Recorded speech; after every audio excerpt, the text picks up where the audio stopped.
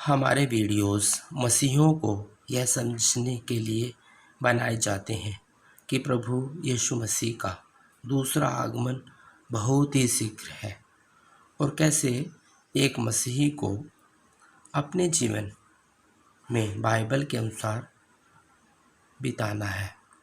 और उन लोगों के लिए भी बनाए जाते हैं जो जीवित और सच्चे परमेश्वर की खोज में हैं और उद्धार पाना चाहते हैं। किसी व्यक्ति या अन्य धर्म की आलोचना करना हमारा उद्देश्य बिल्कुल भी नहीं है, क्योंकि प्रत्येक धर्म की शिक्षाएं या मान्यताएं अलग अलग हो सकती हैं। यदि किसी को बाइबल की शिक्षाओं से आपत्ति हो तो कृपया इस वीडियो को न देखें। आज मैं आपको उड़ाऊ पुत्र की स्टोरी सुनाऊंगा, जो बाइबल में लूका रचित सुसमाचार में 15 अध्याय का 11 से लेके 32 तक है।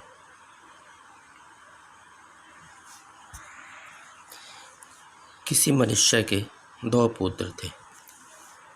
उनमें से छुटके ने पिता से कहा कि हे पिता, संपत्ति में से जो भाग मेरा हो वह मुझे दे दीजिए। उसने उनको अपनी संपत्ति बांट दी। और बहुत दिन न बीते थे कि छुटका पुत्र सब कुछ इकट्ठा करके दूर देश को चला गया और वहाँ कुकर्म में अपनी संपत्ति उड़ा दी। जब वह सब कुछ खर्च कर चुका तो उस देश में बड़ा अकाल पड़ा और वह कंगाल हो गया। और वह उस देश के निवासियों में से एक के यहाँ जा पड़ा।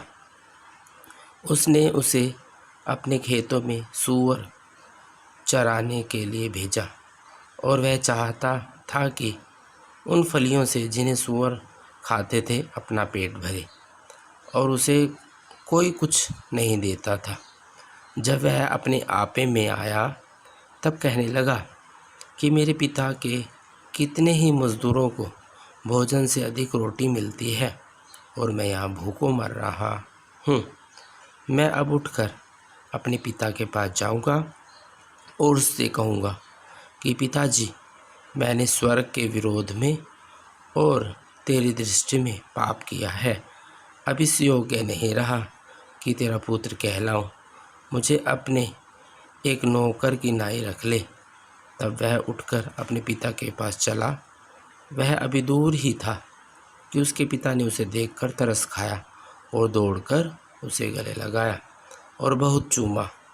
पुत्र ने उससे कहा, पिताजी, मैंने स्वर्ग के विरोध में और तेरी दृष्टि में पाप किया है और अब इस योग्य नहीं रहा कि तेरा पुत्र कहलाऊं।